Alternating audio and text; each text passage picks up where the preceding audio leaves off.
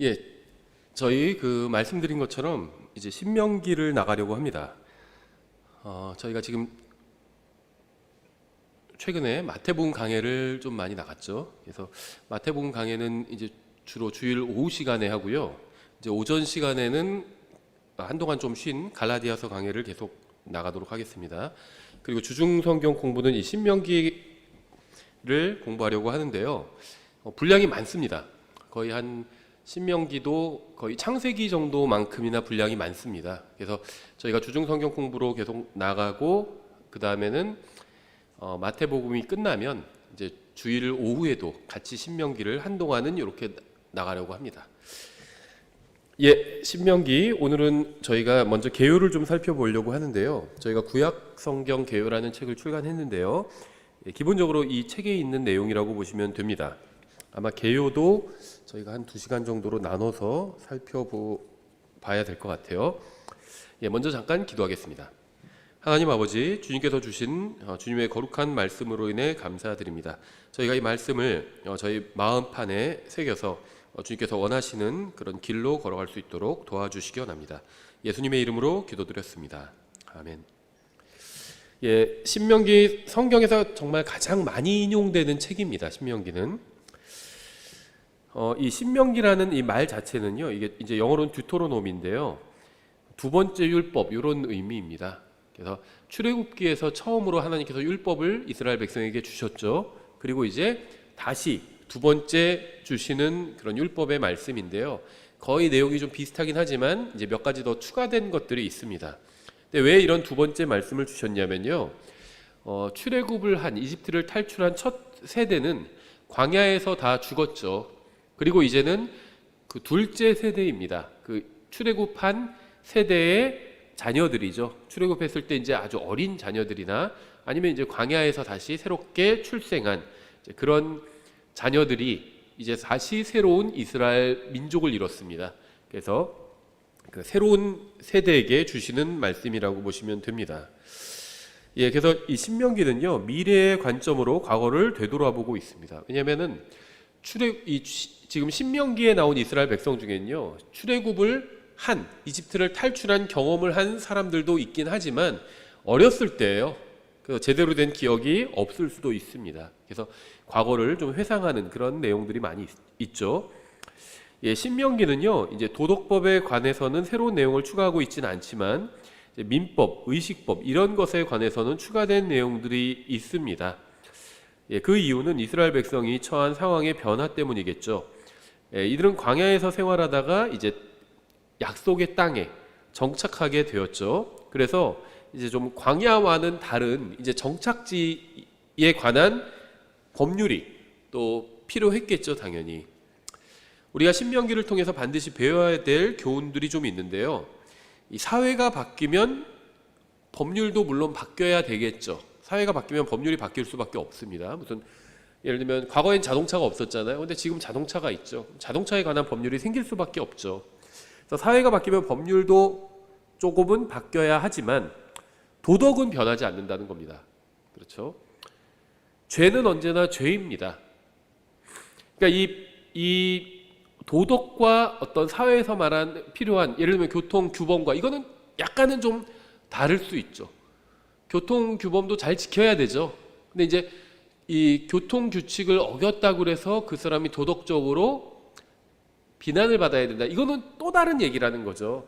예를 들면 지금 우리나라에서는 죄는 아니지만 도덕적으로는 비난을 받을 일들이 있죠. 대표적인 게 이제 간음이죠. 간통. 간통은 이제는 더 이상 형법적인 죄는 아닙니다. 처벌하지 않아요. 예전에는 처벌했습니다. 간통한 사람을. 그래서 무슨 뭐 현장을 덮친다든지 막 이렇게 증거를 잡아냈죠. 근데 지금은 처벌하지 않아요. 그러니까 민사적으로 어떤 손해배상의 그런 대상은 될지언정 처벌하지는 않는다는 겁니다. 그러면은 이거는 그 어떤 처벌을 받지는 않아요. 간통을 해도. 그런데 또 교통법규를 어기면 뭐 범칙금을 낸다든지 뭐 과태료를 낸다든지 이제 이렇게 되죠. 그럼 어떤 게 더 비난받아 마땅한 일일까요? 도로 교통 규칙을 어긴 것과 간통을 한 것과 완전히 다른 얘기죠. 그러니까는 사회가 변하면 이 법률이 좀 변할 수는 있어요. 하지만 도덕적인 어떤 기준은 사실은 변하지 않는다는 겁니다. 간통이 더 이상 어떤 법적인 처벌을 받지 않는다고 해서 이게 괜찮아진 건 아니라는 겁니다. 도덕적인 비난은 계속 받게 되는 거죠. 이것이 더 이제 기본을 이루는 거라고 보시면 됩니다. 죄는 언제나 죄입니다. 하나님께서 인간에게 요구하시는 본질적인 것은 절대 변하지 않습니다. 하나님은 어제나 오늘이나 영원토록 동일하신 분이죠. 그래서 주님께서 은혜를 베푸시면서 동시에 거룩함을 요구하십니다. 하나님께서는 백성에게 주님의 명령을 기억하고 순종하라고 말씀하셨습니다. 이게 이제 주님께서 기본적으로 자신의 백성에게 항상 원하시는 말씀의 핵심 요지겠죠. 이스라엘 백성에게도 요구하시는 것은 말씀을 기억하고, 주님께서 말씀을 주셨잖아요. 그래서 말씀하시는 것을 기억하고 그 다음에 그 말씀에 순종하는 것. 신약의 교회에게도 같은 것을 요구하시는 거죠. 주님께서 교회에게 주신 말씀도 있습니다. 이 말씀을 기억하고 또 그 말씀에 순종하는 것, 이것을 원하시는 거죠. 이건 모든 부모가 자녀에게 원하는 아주 기본적인 내용이라고 생각을 합니다. 그리고 이 기본적인 내용을 잘 지킨다면 그것은 이제 부모를 기쁘게 하고 또 하나님을 기쁘시게 할 수 있는 것이겠죠. 기억하라는 것은 이제 광야와 관련된 것이었고요.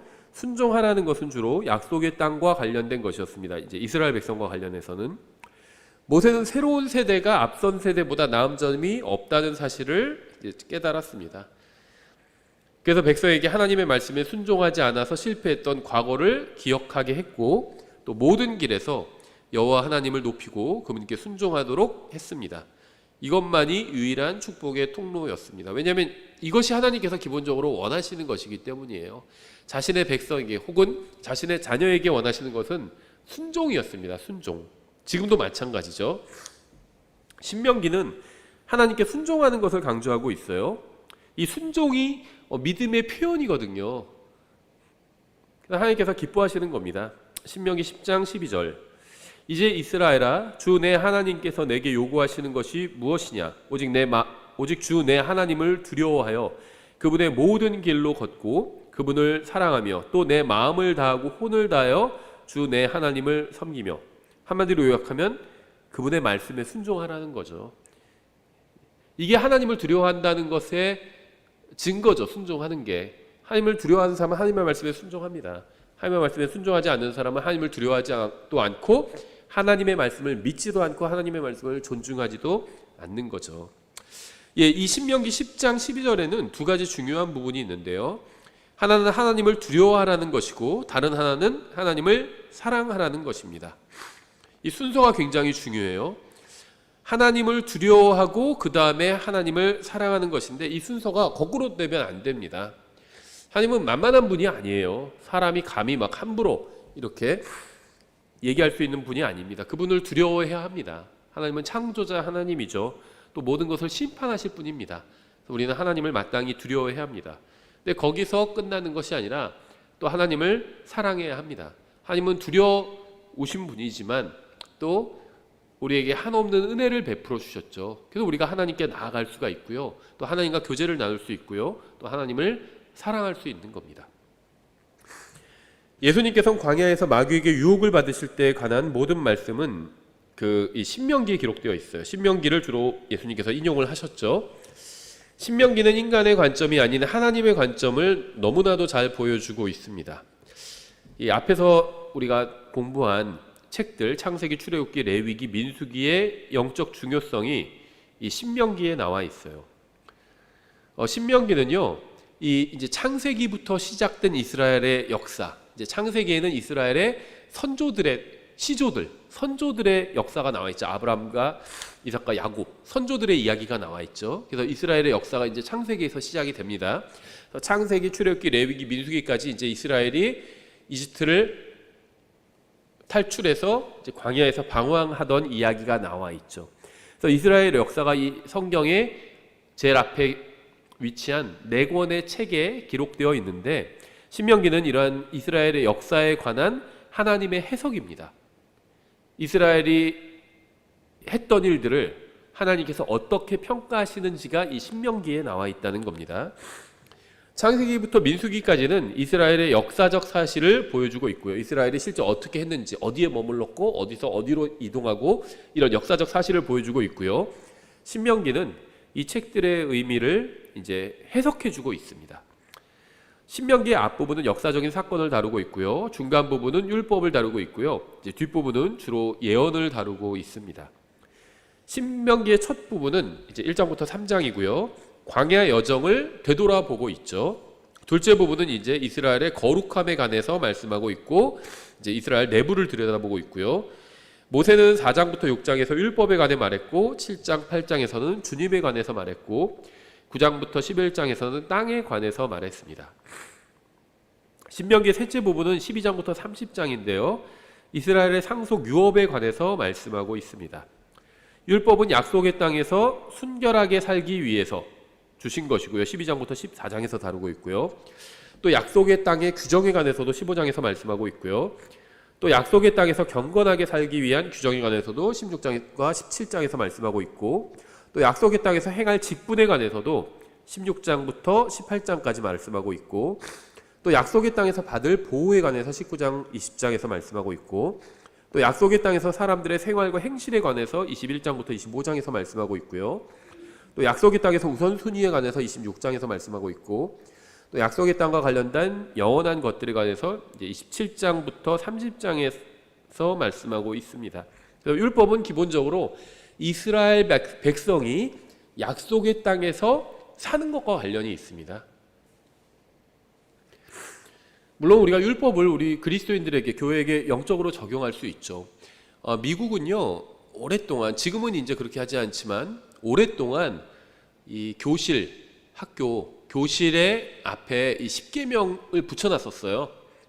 그래서 학생들이 항상 십계명을 다 볼 수 있게 그렇게 해놨습니다.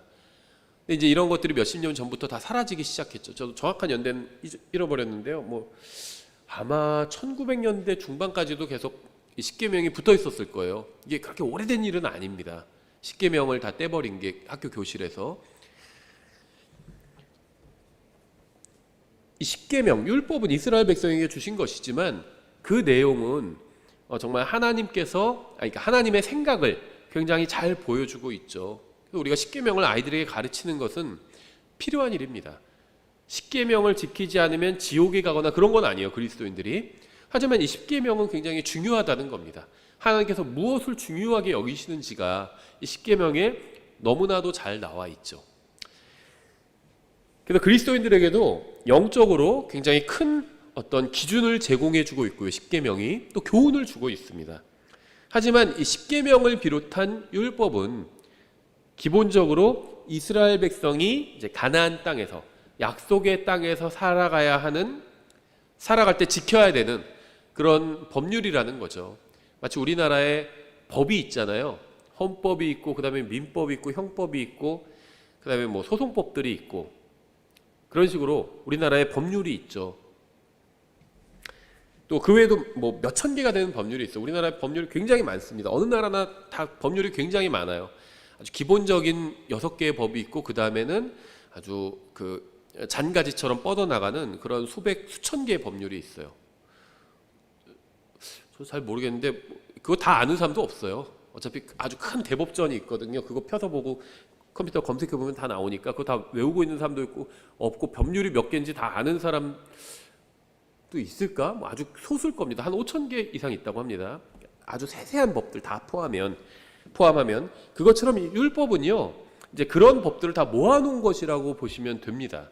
또 그런 법들의 원칙들을 이야기해 놓고 있는 것이라고 보시면 돼요. 그래서 무슨 말이냐면 이것이 혼의 구원과는 관련이 별로 없다는 겁니다. 다윗은 율법을 어겼죠. 하지만 죽어서 지옥에 가지 않았습니다. 혼의 구원과 직접적인 관련이 있는 것은 아니라는 겁니다. 그래서 예를 들면 구약시대 믿음 플러스 행위로 구원받는다, 이런 것은 성경에서 단 한 번도 가르친 적이 없어요. 그런 것처럼 보이는 장면은 있을 수 있습니다. 하지만 성경에서 단 한 번도 직접적으로 구약시대에 믿음 플러스 어떤 율법의 행위를 지킴으로 구원받는다, 이렇게 가르친 적이 없다는 겁니다. 왜냐하면 이 율법의 성격은 한 특정한 지역에서 특정한 사람들이 행복하게 살기 위해서 주신 지침이라는 겁니다. 이건 우리나라의 법률도 마찬가지예요. 우리나라의 법률을 잘 지킨다고 해서 죽어서 하늘나라 가는 거 아니죠. 하지만 모든 사람들이 다 우리나라 법을 잘 지키면 어떻게 될까요? 안전하고 살기 좋은 나라가 되겠죠. 율법의 성격이 그렇다는 겁니다.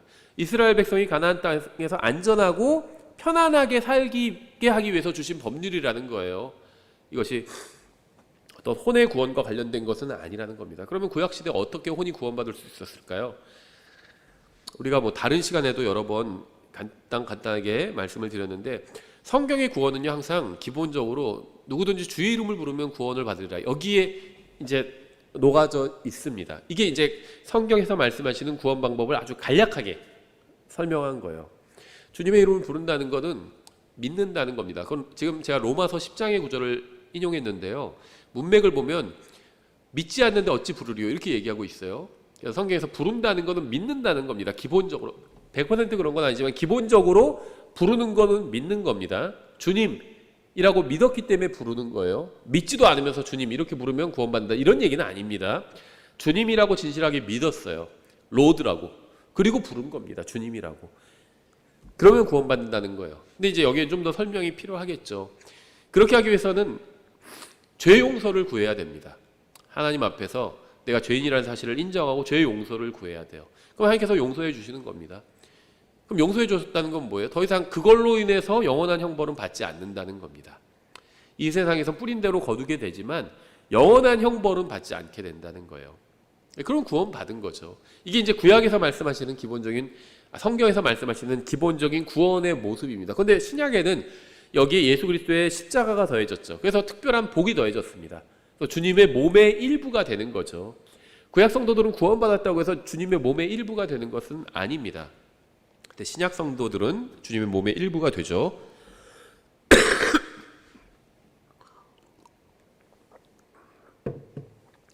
예, 그리고 이제 그 30장까지 이런 내용들을 다루고 있고요. 또 이제 마지막 부분은 이스라엘의 지도자에 관해서 말씀합니다. 31장부터 34장까지고요.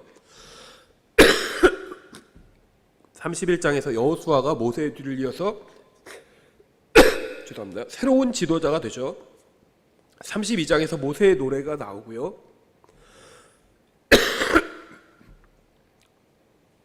33장에서는 이제 모세가 죽기 전에 이스라엘 자손을 축복합니다.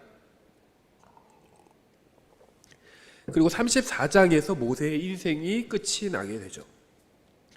예수님께서는 신명기의 기록자를 모세라고 분명히 밝히셨습니다. 여러 번에 걸쳐서 그렇게 말씀하셨어요. 복음서와 이제 신명기를 비교해 보시면 알 수 있습니다. 죄송합니다. 마태복음 19장과 신명기 24장을 비교해 보면 신명기의 기록자가 모세라는 사실을 알 수 있죠. 주님께서도 또 인정을 하신 거죠. 그렇게. 예, 요한복음 5장과 또 신명기 18장을 비교해 보면 신명기의 기록자가 모세라고 예수님께서 인정하신 겁니다. 예, 신명기의 말씀은 신약 성경을 이루는 책 중에 14권에서 90회 인용하고 있습니다. 그래서 신약 성경에서 가장 많이 인용하는 책이 바로 신명기라는 사실을 알 수 있고요. 예, 성경의 첫 5권의 책에서는 주님께서 말씀하시기를, 하나님께서 이르시되, 이런 표현이 500회 이상 나옵니다. 모세오경에서. 그래서 성경의 저자가 하나님이라는 사실을 분명하게 밝히고 있는 거죠. 그러니까 성경의 기록자는 인간입니다. 하나님께서 사람 기록자를 대략 40명의 기록자를 사용하셨죠. 하지만 성경의 저자는 하나님이라는 거죠. 예, 신명기는 거의 2달의 기간을 다루고 있는데요. 이건 우리가 이제 신명기를 공부하면서 좀 살펴보도록 하겠습니다. 신명기 1장과 34장과 또 여호수아서 4장을 비교해 보면 이 신명기가 거의 2달의 기간을 다루고 있다는 것을 볼 수 있습니다. 예, 신명기의 핵심 구절은 10장 12절부터 13절입니다. 이렇게 되어 있죠. 이제 이스라엘아, 주 내 하나님께서 내게 요구하시는 것이 무엇이냐? 오직 주 내 하나님을 두려워하여 그분의 모든 길로 걷고 그분을 사랑하며 또 내 마음을 다하고 혼을 다하여 주 내 하나님을 섬기며 내가 이날 내 행복을 위하여 내게 명령하는 주의 명령과 그분의 법규를 지키는 것이 아니냐. 예, 이게 신명기의 핵심 구절이고요. 핵심 단어는 44번 나온 들으라 라는 말씀과 또 177회 사용된 행하고 지키고 순종하라 라는 말씀과 또 21회에 나온 사랑하라 라는 말씀입니다. 그러니까 들으라, 그리고 순종하라, 또 사랑하라, 이게 신명기의 핵심 단어라고 보시면 됩니다.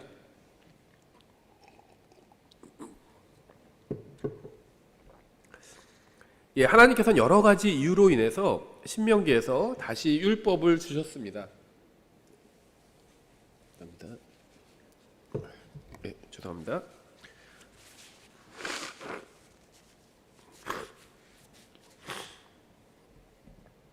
예, 하나님께서 율법을 다시 이제 두 번째로 신명기에서 이스라엘 백성에게 주셨는데요. 여러 가지 이유가 있었습니다. 첫 번째는 옛 세대는 광야에서 쓰러져 죽었고 이제 새로운 세대가 출현했기 때문에 다시 율법을 직접 주실 필요가 있었던 거죠.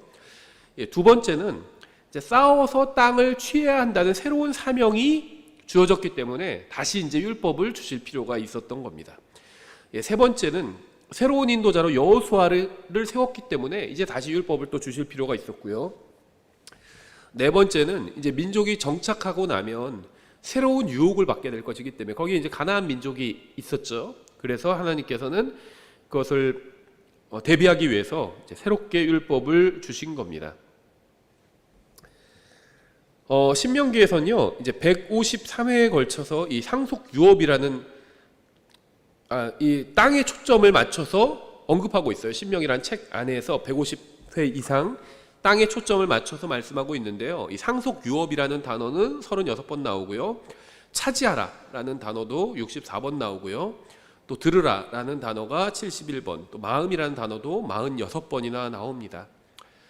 예, 신명기는 이 사랑이라는 단어와 마음의 태도에 관해서 성경에서 처음으로 강조하고 있는 책입니다. 이스라엘은 주님께서 아브라함과 맺으신 언약에 따라서 땅의 정당한 소유권을 얻긴 했지만 오직 순종을 통해서만 그 땅을 점유하고 즐길 수가 있었습니다. 이건 정말 굉장히 중요한 진리예요. 이건 뭐 영적으로도 우리에게 충분히 적용해 볼 수가 있죠. 하나님께서 그리스도인들에게 많은 어떤 영적인 복들을 주셨습니다. 그래서 우리가 영적인 복을 누릴 수 있는 정당한 소유권을 주셨는데요. 그걸 실제로 우리가 즐기기 위해서는 주님께서 주신 영적인 복을 즐기기 위해서는 주님의 말씀에 순종해야 한다는 겁니다. 예를 들면 주님께서 우리에게 주님의 평안을 주셨죠. 그래서 우리는 주님의 평안을 정당하게 가질 수 있는 소유권, 정당한 소유권을 가지고 있어요. 하지만 주님의 평안을 누리는 것은 또 다른 문제죠. 내가 정당하게 무엇을 갖고 예를 들면 누가 나에게 자동차를 줬어요. 그럼 내가 정당하게 그 소유권을 취득한 거죠. 근데 그 차를 운전하는 것은 또 다른 일이라는 거죠. 운전할 수 있는 능력이 있어야 되겠죠. 또 차를 잘 관리할 수 있는 능력이 있어야 되겠죠. 예, 그래서 주님께서는 그리스도인들에게 많은 영적인 복을 주셔서 그리스도인들이 이 주님께서 주신 영적인 복에 정당한 소유권을 가지고 있는데요. 그 영적인 복을 누리기 위해서는 순종이 필요하다는 겁니다. 예, 마찬가지로 하나님께서 이스라엘 백성에게 이제 약속의 땅에 정당한 소유권을 주셨죠. 근데 그 땅을 점유하고 누리기 위해서는 주님의 말씀에 순종해야 될 필요가 있었습니다. 예, 신명기의 시기는 민수기의 마지막 15장과 일치하는 때인데요. 신명기에는 모세의 이 설교가 9개 들어가 있어요. 이 신명기에 우리가 이 설교를 중심으로 계율을 짜볼 수도 있는데요. 첫 번째 1장 5절부터 4장 40절까지고요. 두 번째는 5장 1절부터 10장 5절까지고요. 세 번째 10장 10절부터 26장 19절까지고요. 네 번째는 27장 1절부터 28장 68절까지고요. 다섯 번째는 29장 2절부터 30장 20절까지고요. 여섯 번째는 31장 2절부터 6절이고요. 일곱 번째는 42장 1절부터 43절이고요. 여덟 번째는 32장 44절부터 47절이고요. 마지막으로 아홉 번째는 33장 2절부터 29절까지죠.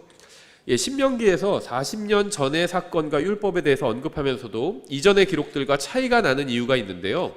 네 가지로 주로 들어볼 수 있는데요. 이전의 이제 기록과 차이가 나는 이유는 첫 번째는 서로 다른 사건이 배경으로 있었기 때문입니다. 신명기 1장 13절부터 18절과 출애굽기 18장 21절을 비교해 보면 드러나고요. 두 번째는 서로 다른 관점에서 비슷한 사건이 반복되었기 때문입니다. 신명기 1장 22절과 민수기 13장 1절부터 3절 비교해 보면 되고요. 세 번째는 광야 생활을 위한 법 중에는 약속의 땅의 생활과 맞지 않는 것이 있기 때문입니다. 신명기 12장 13절부터 15절과 레위기 1장 3절 4절을 비교해 보면 되고요. 그러니까 신명기는 이전에 주셨던, 출애굽기에서 주셨던, 또 레위기에서 주셨던 법들은 광야 생활과 관련된 것들이 있었는데요. 신명기는 이제 광야 생활이 아니라 약속의 땅, 정착한 땅에서 생활에 관한 주신 말씀이기 때문에 이전의 율법과 조금 차이가 난다는 겁니다. 또 네 번째는 같은 동기로 주신 법이기는 하지만 좀 완화된 것들이 있었어요. 신명기 12장과 16장을 레위기 23장이나 민수기 28장, 29장과 비교해 보면 나오고요. 또 이외에 좀 차이가 나는 것들은 이제 좀 보충하기 위한 성격이 있는 법들이기 때문에 그런 것들이 있습니다. 신명기 1장, 또 3장, 25장 등이 주로 나오고요. 신명기는 958개의 절과 28,461개 영어 킹제임스 성경 경우에 단어로 이루어져 있습니다. 신약 성경에서 신명기를 많이 인용하고 있기 때문에 신명기는 그리스도인들이 반드시 연구해야 될 매우 중요한 책이라고 볼 수 있고요. 신명기는 설교와 이제 강론으로 주로 되어 있는 책이고요. 설교자들이 반드시 주의 깊게 연구해야 되는 책이기도 합니다. 하나님의 말씀을 가르치거나 선포하는 사람들은 하나님께서 모세에게 말씀하신 방법으로 인해서 또 이게 흥미있게 우리가 신명기를 공부해 볼 수 있고요. 신명기는 하나님의 말씀을 회중에게 어떻게 선포하는지 보여주고 있기 때문에 또 설교자나 성경교사는 또 신명기를 또 참고해서 볼 수가 있습니다. 신명기는 40년째 해 11번째 달 1일에 시작을 합니다. 완전히 이제 새로운 세대의 이야기가 시작되고 있죠. 신명기 1장에서 모세는 백성이 정탐꾼들의 보고로 인해서 주님께 반역해서 주님의 진노를 샀고, 이로 인해서 38년간 광야에서 방황했고 2명 여호수아와 갈렙을 제외하고는 결국 모두 다 멸망했던 것을 이제 기억나게 하는 그런 말씀을 하고 있죠. 모세는 자신이 약속의 땅에 들어가지 못하게 된 것에 관해서도 이제 그들에게 책임이 있다고 또 3번이나 이야기를 했습니다. 아마도 모세가 이것에 대해서 좀 약간의 쓴뿌리가 있었던 것 같아요. 그러니까 모세는 굉장히 온유한 사람이었지만 이스라엘 백성의 잘못으로 인해서 모세가 화를 낸 적이 있죠. 그리고 주님께서는 그것으로 인해서 모세가 가나안 땅을, 약속의 땅을 눈으로는 볼 수는 있지만 들어가지는 못하게 하셨습니다. 얼마나 모세가 이 약속의 땅을 갈망했을까요? 이스라엘 백성의 죄로 인해서 본인이 들어가지 못하게 되었죠. 물론 본인의 죄도 있죠. 본인이 부당하게 좀 화를 냈죠. 과하게 화를 냈죠. 그래서 들어가지 못했죠. 그래서 여기에 대해서 약간의 좀 그 아쉬움과 또 쓴뿌리가 있었던 것 같아요. 그래서 3번이나 걸쳐서 자, 너희로 인해서 내가 못 들어가게 되었다, 이런 얘기를 하고 있죠. 2장에서 모세는 백성에게 하나님께서는 항상 신실하셨으나 백성은 주님의 말씀을 믿지 않았고 주님께 불순종했다는 사실을 기억나게 했습니다. 이것은 하나님께서 자신의 백성이 순종하지 않아서 그들을 징계하실 때에도 그들을 버리지 않으신다는 위대한 진리를 보여주면서 우리에게도 위로를 주죠. 하나님께서 우리가 행한 대로 갚아주지 않으셨습니다. 항상 하나님께서 우리를 굉장히 관대하게 대해주셨어요. 은혜로 대해주셨습니다. 10번 맞을 짓을 하면 뭐 1번 때리시는 정도인 것 같아요. 뭐 그것도 아닌 것 같아요. 수십 번 맞을 짓을 해도 참아주시고 용서해주시고 기회를 주셨죠. 우리도 다른 사람들을 이러한 태도로 대해야 하겠죠. 관대하게 대해야 합니다. 관대하게. 하나님께서 우리를 너무나도 관대하게 대해주셨어요. 3장에서 모세는 광야의 여정을 통해서 하나님의 능력이 충분히 드러났음을 강조합니다. 그는 백성이 주님의 명령에 순종해서 진격한 도시는 모두 취했음을 상기시켰죠. 백성이 10명의 정탐꾼들로부터 보고를 받고 이제 가데스에선 두려워했지만 그들의 보고는 전혀 근거 없는 것임이 입증되었습니다. 그리스도인들도 때로는 두려워하고 하나님의 말씀을 믿지 않지만 경험을 통해서 그러한 것들이 모두 근거 없는 두려움과 불신이었다는 사실을 알고 있습니다. 우리가 최근에 일어나는 일에 대해서는 잘 판단이 안 될 때도 있지만요, 과거에 일어났던 일들을 한번 상기시켜 보면 돼요. 상기해 보면 됩니다. 10년, 20년 전에 일어났던 일들, 그것들을 우리가 되돌아본다면 하나님의 인도가 항상 정확했구나, 하나님께서 나를 항상 과분하게 인도해 주셨구나, 이걸 알 수 있습니다. 그래서 우리가 과거를 상기해 보고 현재 적용을 해서 하나님을 신뢰할 수 있는 거죠. 하나님의 말씀은 실패한 적이 없습니다. 지금은 비록 내가 판단이 잘 안 될 때도 있어요. 분별이 잘 안 될 때도 있고, 근데 과거를 되돌아보면 하나님의 말씀이 실패했던 것이 아니라 나의 믿음이 항상, 나의 불신으로 인해서 내가 실패했던 거죠. 그래서 누가복음 8장 50절에서도 주님께서는 두려워하지 말고 믿기만 하라, 이렇게 말씀하셨죠. 모세는 여호수아를 새로운 인도자로 세우고 그에게 임무를 맡기고 용기를 북돋아 주었습니다. 모세는 무리바에서 지은 죄로 인해서 백성을 약속의 땅으로 인도하여 들어갈 수가 없었죠. 가나안은 우리가 그리스도 안에서 누리는 안식을 예표합니다. 이거는 이 가나안을 잡고 이제 천국, 보통 이제 기독교에서 천국을 죽어서 그리스도인들이 가는 곳으로 생각을 하죠. 근데 이제 천국이 영어로는 킹덤 오브 헤븐을 천국이라고 예전에 번역을 했고, 지금 이제 우리 성경에선 직역을 해서 킹덤 오브 헤븐, 하늘의 왕국, 이렇게 번역을 했죠. 근데 하늘의 왕국은 그리스도인들이 죽어서 가는 곳이 아닙니다. 나중에 주님께서 재림하시고 나서 가져오실 왕국이 바로 하늘의 왕국이죠. 하늘의 왕국이라고 부르는 이유는 그 하늘에서 내려오는 왕국이기 때문에 하늘의 왕국이라고 이렇게 부르는 것이죠. 그리스도인들이 죽어서 가는 곳은 헤븐입니다. 하늘이에요. 근데 하늘이라고 그러면 우리가 이 공간과 좀 구분이, 물론 하늘도 공간이에요. 근데 우리가 공중, 이 스카이와 구분이 잘 안 되기 때문에 그냥 하늘나라, 이렇게 부르는 거죠. 보통 헤븐리 킹덤, 이렇게도 부릅니다. 하늘나라, 이게 정확히 같은 것은 아닐 수도 있어요.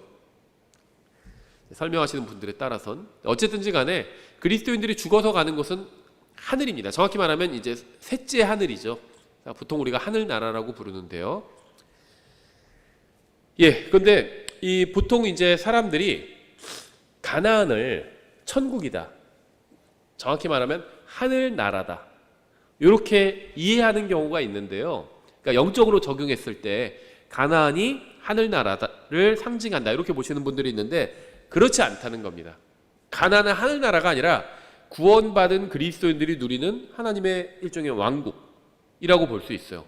아니면 다른 말로 하면 그리스도인들이 누리는, 구원받은 이후에 하늘나라에 가기 전에 누리는, 그리스도인들의 삶에서 누리는 안식이라고 볼 수도 있습니다. 왜냐하면 가나안에 들어가서도요, 영적 전쟁을 해야 했습니다. 그러니까 이 가나안은요, 구원받은 사람의 그리스도인의 삶이라고 볼 수 있습니다. 죽어서 가는 하늘나라가 아니라는 거예요. 가나안에도 영적인 싸움이 있었습니다. 가나안 족속과 싸웠잖아요. 가나안에 들어가서 구원받은 이후에 영적으로 싸워야 됩니다. 가나안 족속은 무엇을 상징하죠? 그리스도인의 육신을 상징하죠. 육신. 대표적인 게 바로 아말렉이겠죠. 그리스도인이 구원받은 이후에 모든 싸움이 끝나는 것이 아니죠. 하늘나라에 가야 모든 싸움이 끝납니다. 구원받은 이후에 진짜 제대로 된 싸움이 오히려 기다리고 있죠. 가나안 민족, 우리에게 영적으로 적용한다면 우리가 육신과 싸워야 합니다. 모세는 율법을 예표하는데 율법은 우리에게 안식을 주지 못합니다. 모세는 안식을 주지 못했어요. 인도하기까지 했죠. 가나안까지 인도해 주었습니다. 그런데 가나안에 들어가지 못했어요. 안식을 주지 못했습니다. 그래서 모세가 율법을 상징한다는 겁니다. 율법은 우리를 그리스도께 인도해 줍니다. 율법을 보면 하나님의 생각을 알 수 있고요. 또 하나님의 이 기준에 비해서 내가 얼마나 떨어지는지, 내가 얼마나 큰 죄인인지를 율법을 통해서 알 수 있습니다. 율법 자체가 구원을 주거나 안식을 주는 것은 아니라는 겁니다. 마치 모세가 이스라엘 백성에게 가나안까지 인도해 주긴 했지만 그 안에 들어가지 못했던 것과는 같다는 거죠. 4장 1절에서 나온 그리하면 너희가 살 것이오 라는 표현을 우리가 주의 깊게 볼 필요가 있는데요. 이것과 비슷한 표현이 신명기에서는 지상에서의 긴 수명과 관련되어 사용이 되었습니다. 영원히 산다, 이런 말이 아니라는 겁니다. 율법을 잘 지키면 너희가 편안하게 살 수 있다, 이런 말을 하고 있는 겁니다. 율법을 잘 지키면 너희가 그 약속의 땅에서 안전하게 살 수 있다. 우리나라 사람들이 다 우리나라 법률을 잘 지키면 우리가 안전하게 살 수 있죠. 뭐 도둑놈 걱정할 필요가 없죠. 다 법률을 잘 지키면 누구도 훔쳐가지 않을 것이기 때문에. 그런 것에 관해서 말씀하고 있는 것이지, 죽어서 하늘나라 가는 얘기를 하고 있는 것은 아니라는 겁니다. 그래서 이런 비슷한 표현들, 뭐 그리하면 너희가 살 것이요, 이런 비슷한 표현들이 신명기에 여러 번 등장하는데요, 이런 것은 혼의 구원에 관한 말씀이 아니라 이 세상에서 사는 수명과 관련된 말씀이라는 사실을 우리가 기억해야 합니다. 여러 번 나와요. 이 신명기에는 이런 말씀들이. 신명기 4장은 이스라엘의 거룩함에 관한 그 내면을 들여다보면서 시작을 합니다. 광야 여정의 경험으로 인해서 모세는 도덕적 의무에 관해서 말하고 있는데요, 하나님께서는 이스라엘 백성에게 율법을 주셨습니다. 주님께서는 시내산에서 그들에게 나타나셨죠. 주님께서 그들을 불타는 용광로에서 구출하셨습니다. 또 모세는 이러한 모든 것을 언급하면서 충성심과 증언이라는 두 가지를 요구합니다. 충성심은 결코 우상을 만들거나 다른 신을 섬기지 말라는 것이고요, 증언은 다음 세대에게 하나님의 말씀과 그분의 행하신 일을 가르치라는 겁니다. 왜냐하면 이스라엘 백성이 한 세대가 가나안 땅에서 살면 되는 것이 아니라 계속 거기서 세대를 거듭해 가면서 가나안에서 살아야 합니다. 그리고 결국 영원히 이스라엘 백성이 그 땅을 차지해야 되죠. 그래서 다음 세대, 자기들만 하나님의 말씀을 잘 지키면 되는 것이 아니라 다음 세대에도 하나님의 말씀을 가르쳐서 그들이 거기서 이제 잘 그 말씀을 따라 살게 해야 될 그런 의무를 가지고 있었다는 겁니다. 또 모세는 그들이 하나님의 말씀에 순종하는데 실패하면 하나님께서 그들에게 주셨던 특권을 또 가져가실 것이라고 경고를 했죠. 우리는 하나님의 많은 약속들이 조건적이라는 사실을 기억해야 합니다. 하나님의 약속이 다 조건적인 건 아니에요. 우리의 구원은 조건적이지 않죠. 우리가 예수님을 믿었고 우리를 구원해 주셨고 다시 믿지 않는다고 해서 구원을 철회하시는 것은 아닙니다. 그러니까 하나님의 약속 중에는 조건적이지 않은 것들도 있어요. 근데 많은 약속들은 조건적이라는 겁니다. 이거는 이스라엘 백성에게도 그랬고 신약의 그리스도인들에게도 마찬가지라는 겁니다. 우리가 주님께 순종하면, 주님을 신뢰하면 주님의 복들을 누릴 수 있습니다. 주님의 영적인 복들을 누릴 수가 있어요. 주님의 말씀을 순종하고 신뢰하면요, 이 세상에서 평안 가운데 살 수 있죠. 혼란스러운 세상 가운데서도 평안 가운데 살 수 있습니다. 하지만 신뢰하지 않는다면 그렇게 되지 못하는 거겠죠. 그래서 구원은 무조건적으로 그냥 믿음으로 받지만, 행위가 없이도 받지만 상급은 항상 조건적이었습니다. 아무런 행위가 없어도 믿음만으로 구원받을 수 있지만 아무런 행위가 없으면 절대 상급을 받을 수가 없습니다. 이건 구약이나 신약이나 마찬가지죠. 이날이라는 표현이 여러 번 나오는데요, 굉장히 엄숙한 표현입니다. 신명기 4장 26절에 나오고요, 그 후에 40번 이상 더 등장을 합니다. 신명기, 또 성경에서 가장 위대한 본문 중에 하나가 신명기 4장 5절부터 9절에 나와 있는데요, 오늘은 여기까지만 보겠습니다. 신명기 4장 5절부터 9절 이렇게 되어 있어요.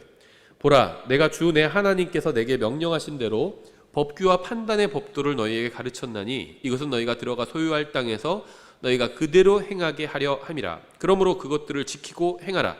이것이 민족들의 눈앞에서 너희의 지혜요 너희의 명철이니라. 그 민족들이 이 모든 법규를 듣고 이르기를 이 큰 민족은 참으로 지혜와 명철이 있는 백성이로다 하리라. 주 우리 하나님께서 우리가 그분을 부르며 구하는 모든 일에서 우리에게 가까이 계신 것 같이 하나님을 자기들에게 가까이 모신 그런 큰 민족이 어디 있느냐. 이날 내가 너희 앞에 두는 이 모든 율법과 같이 의로운 법규와 판단의 법도를 가진 그런 큰 민족이 어디 있느냐. 오직 너는 스스로 조심하여 힘써 내 혼을 지키라. 내 눈이 본 일을 내가 잊어버릴까 염려하노라. 내 평생 동안 그 일들이 내 마음에서 떠날까 염려하노라. 오직 그 일들을 내 아들들과 내 손자들에게 가르치라. 하나님께서 무엇을 요구하시는지가 여기에 잘 나와 있죠. 우리가 하나님의 말씀을 기억하고 또 하나님께서 우리들에게 행하신 일들을 기억하고 또 하나님께 순종하고 또 우리에게 주신 이 말씀들을 우리가 다른 사람들에게, 특히 자녀들에게 계속해서 증언하는 것, 가르치는 것, 이것을 요구하시는 것이라고 볼 수가 있습니다. 그래서 이 신명기는요, 정말 그리스도인들에게 많이 영적으로 적용할 수가 있어요. 이 신명기에 나오는 말씀들이 교리적으로는 우리와 거의 관련이 없습니다. 하지만 영적으로는 굉장히 큰 복을 주고 있어요. 그래서 우리들에게 그리스도인들에게 적용하면요, 정말 큰 교훈을 얻을 수가 있어요. 특히 여기서는 자기들만 하나님의 말씀을 기억하는 것이 아니라 자녀들에게도, 손자들에게도 가르치라고 말씀하고 있습니다. 그래서 우리가 충분히 이런 말씀들도 적용해 볼 수가 있겠죠. 저희가 다음 시간에 이어서 이 계율을 계속 살펴보도록 하겠습니다. 오늘은 여기까지 보겠습니다.